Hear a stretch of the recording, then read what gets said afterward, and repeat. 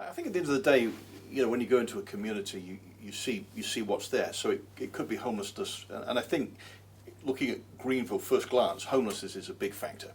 For whatever reason, people are coming here, and also the separation between the haves and the have-nots is greater than it used to be. A lot of that's driven by the cost of living, the real estate, rent, those kind of things.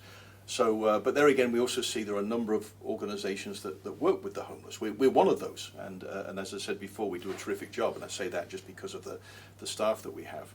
But I think at the end of the day, you look at the community, you look what's already there, and then you look for gaps. I think the best example was Clearwater. We had a kind of a transitional housing facility, but they weren't necessarily meeting some of the requirements of the local continuum of care.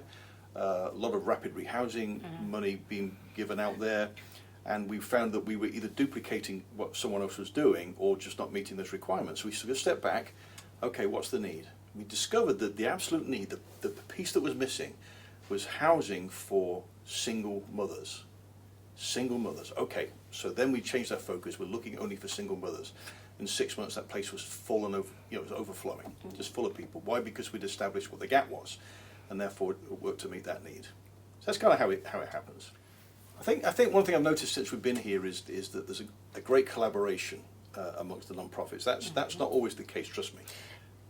There's always a competition, or often a competition, excuse me, and it's based on the dollars, the donated dollar. We're all looking for that same money. But actually, I've been quite impressed with what I've seen in Greenville, that there's a really good collaboration going on.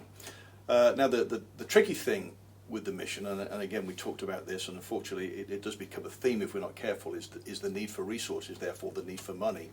I think that I'm finding is probably the biggest challenge, is just trying to find enough money to keep the programs going that we have, not least in light of potentially building something and having a bigger and better facility. So I think at the end of the day, that's what I'm finding is one of the trickiest things to meeting the Army's mission, if you will.